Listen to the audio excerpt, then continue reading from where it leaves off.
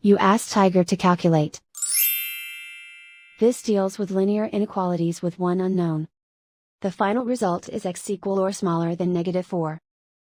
Let's solve it step by step. Group all constants on the right side of the inequality. Add 6 to both sides.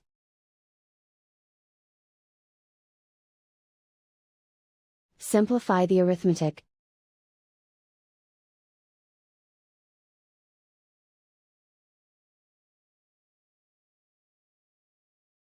Isolate the x. Divide both sides by 5.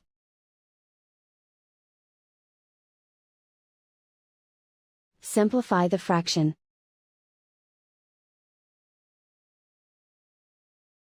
Find the greatest common factor of the numerator and denominator.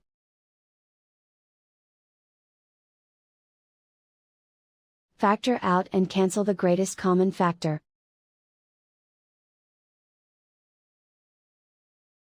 Plot the solution on a coordinate grid. And so the final result is x equal or smaller than -4.